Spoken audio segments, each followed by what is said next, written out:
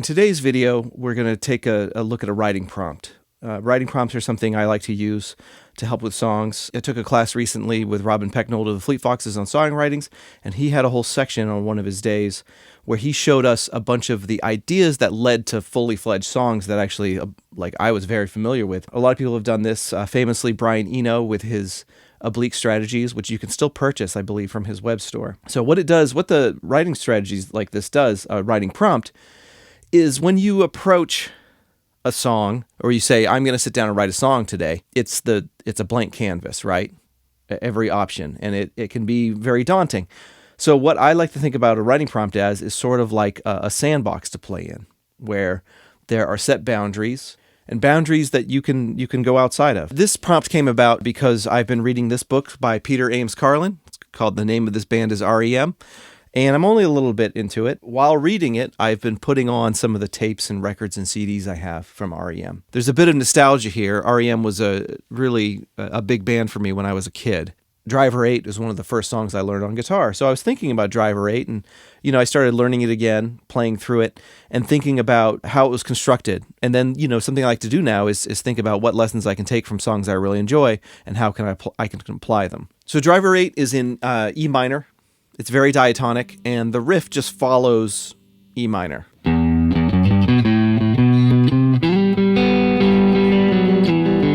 So it's just following the notes of E minor.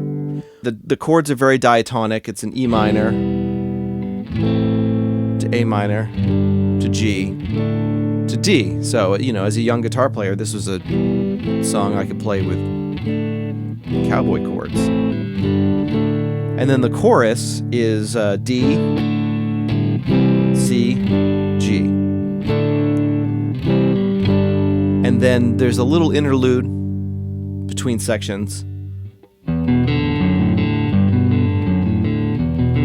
Again, all staying within the key. Today's song prompt is we're going to take the ideas from Driver 8 and then apply the Dorian mode to it and see if we can write something with some of the ideas that we're gleaning from Driver 8, but make it our own. So thinking about Dorian, it's the second note in a major scale, if you start from there. Thinking about it, Oye como va.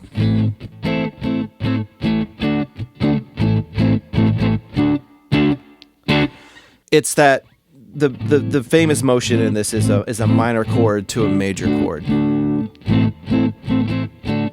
My band, the Dirt Boys, has a song called All the Way, and we have a section that isn't A minor, D7, I believe, to G. And I play a solo over that, and I use the Dorian mode.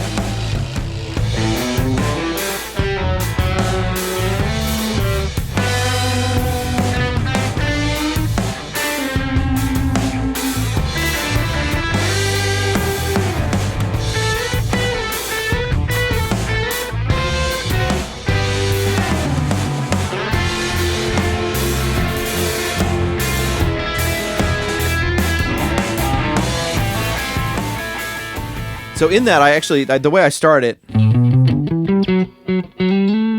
is very, it's very Santana-esque. So if I take that little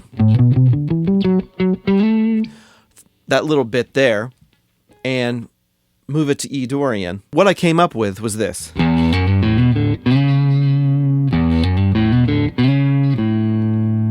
So I like that. And I was just playing it kind of over and over again, and it wasn't really going anywhere. So I thought, okay, this needs an exit. And I had played with some stuff within Dorian and not really found a resolution. And so I decided to look out, just think about where the melody was going. And by doing that, I thought, well, I should figure out what the underlying chords are. So the underlying chords I came up with, E minor 7, to A7.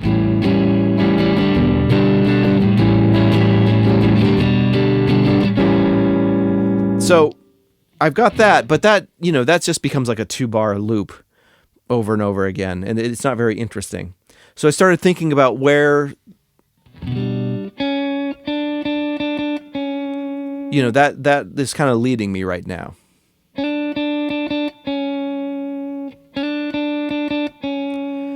And where do I want it to go next? I like when chromatic lines, stuff that just go. So I was like, okay, if I follow that down, that note is not inside of E Dorian. But that's okay. I'm going to do some modulation here. I'm going to borrow from another key. I'm going to jump outside of it. I started thinking, sometimes I hear musical phrases and make me think of other things, like those 3 notes are in Police Truck by the Dead Kennedys.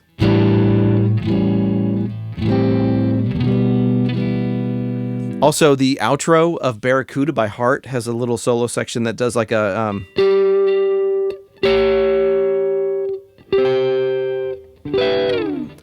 bit there. And so I like the way that goes, but I want to find a chord for underneath it. And that note is a C. So I thought, well, what if I just grabbed a C major? So now my chord progression becomes...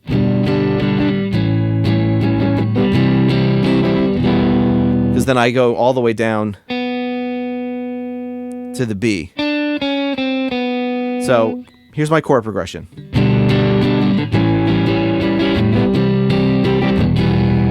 So then the intro riff became, I needed to find something over the top of that C. And what I wound up doing was just taking the C shape and following some open strings. So now my full riff is this.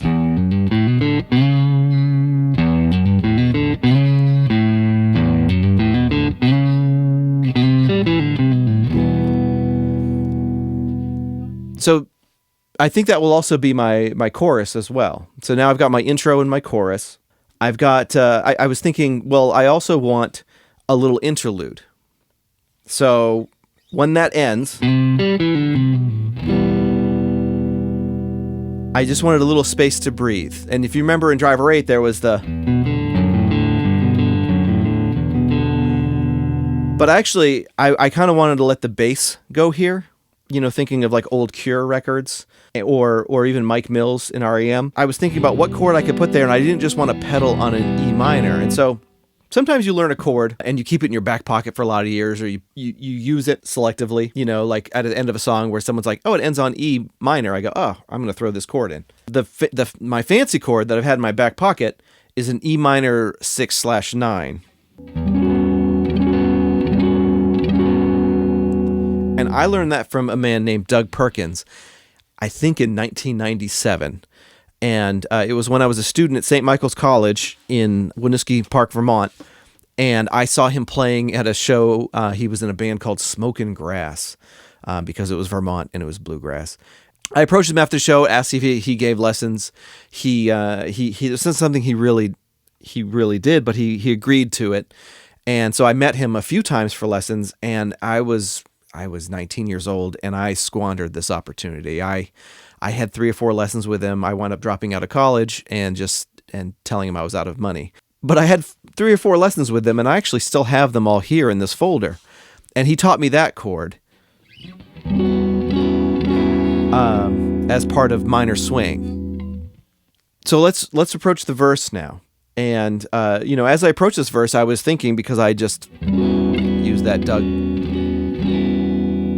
Doug Perkins fancy chord, I was thinking about Doug and some of the other things he taught me, and I knew I wanted to stay pretty diatonic here. And so I was thinking of this chord progression here. It was E minor, F sharp minor, to G, to F sharp minor. So I was thinking of those chords as a verse. And I'm always looking for an exit. It's probably going to become a trope for me. But I wanted to have an exit part where it didn't just do that loop. I wanted to have it, there's always I feel like the beginning of a part is kind of the question, and that the end is a statement or a response. So I thought I would do that a few times. E minor, F minor sharp, F sharp minor, G, and then go to B minor as kind of my end statement. But thinking about Doug Perkins and the things he taught me, one of the things he taught me was about block chords or shell chords. And he was teaching me minor swing, and he taught me this. I still play it like at every guitar store. These these phrasings for chords he taught me. I thought, well, can I use those in this song? And also, I like using them a lot too, especially when I'm playing rhythm in a band with a lot of instrumentation. It's nice to get out of the way and not just have a big chord, but something a little more to the point that doesn't take up as much space.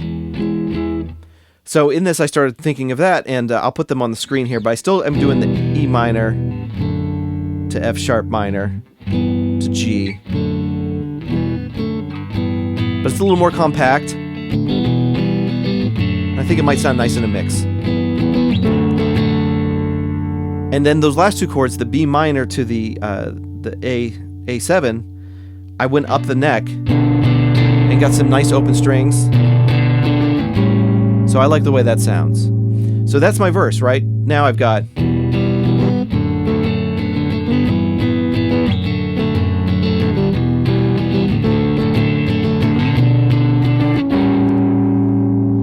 So that's the verse. Driver 8 has a really driving bridge. It's an A minor to C to G to D, and it's again very diatonic, very in E minor. You know, in my intro, in my riff, I have that spicy chord. I have the C that's outside the scale. So I thought for the bridge, I would actually lead with that. I would actually start with the C, and then just flip back to the E minor. But I want it to go somewhere. So again, thinking of that leading, the leading, that C, I think I'm just going to repeat that same chromatic idea I had in the intro here, where I go, and I get a B flat or an A sharp.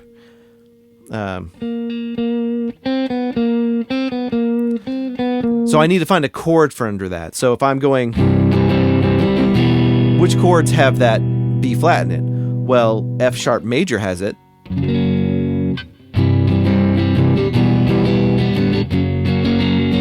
That's kind of cool. G minor has that note. That's also kind of cool.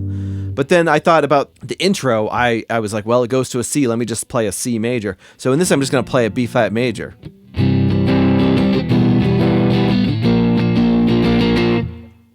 And I really like that. So I'm going to keep that. But where does it go from here? So Adam Neely, the phrase he says all the time is, repetition legitimizes. I think I'm going to do that. I'm going to repeat it, but I'm going to go up a whole step. And that does something for me. So it goes from a C, E minor to a B flat, D, F sharp minor, and back to C. So it gets me right back to that same, what I'm calling the spicy chord, right? That's outside. That is a theme of this song. And then I need to get back to, I think I want to go to basically an outro here, which is an outro chorus. And so I need to get down there, but how did I get to the chorus in the first place? Well, I used that B minor to an A7. So now my bridge is,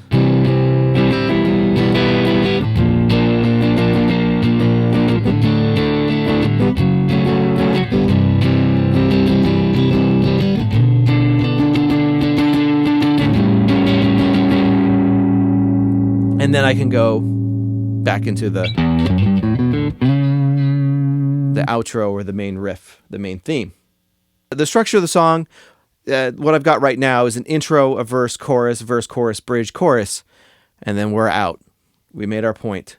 Lyrics are always the tough part for me, or at least they were until I started thinking about writing songs more. The Pecknold class helped a lot. There's a book that Jeff Tweedy wrote about writing one song. And that's fantastic.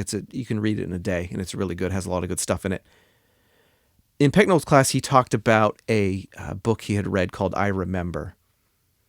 I'll put the author on the screen here. And it's kind of a stream of consciousness thing where the author was just saying different things he remembered, just in sentence form. This song now, I'm thinking about my time in Vermont, as a young college dropout, and it made me think of the drive I was making across from my hometown in Maine all the way over to Burlington, Vermont, using Route 2 all the way. And it made me think about that, and I had an old rusted car. It made me, part of the exercise of I Remember is you just sit down and write down as many things that you remember about something as you can. So I was writing down, I remember driving from Jefferson to St. Johnsbury. I remember my mom or dad would sometimes leave gas money in the dash. I remember my Jetta was a manual, and there was, when you get into the White Mountains, it's just this climb, and I had to change gears constantly, and I wasn't very good at driving a stick, and I had to get to the right lane and just let everyone pass me.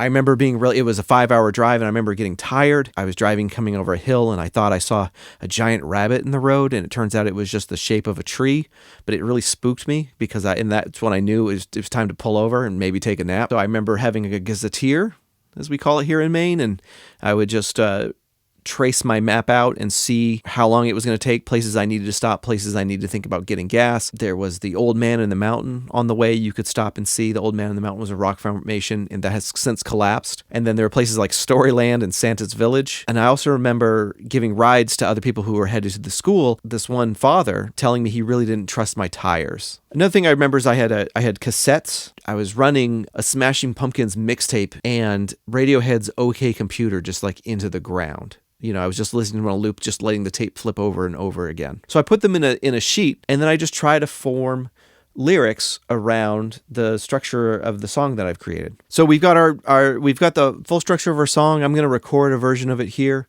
just a demo version so that I can show my band.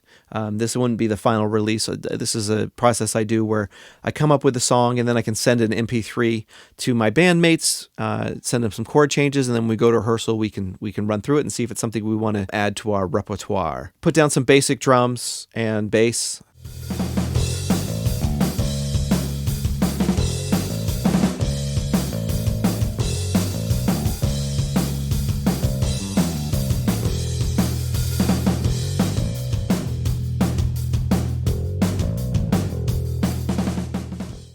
Something that happens when we're recording with the band here is we'll record a song and we'll come in and everyone will gather around the screen. And everyone will watch the waveforms go by instead of listening to the songs. They're looking at the different shapes on the screen. To play you the song, instead of having you watch me play along with it or watch my recording process, I'm just going to play the song. And so you're not just looking at a black screen. I'm going to take advantage of the beauty here on the coast of Maine and show you some scenes around town.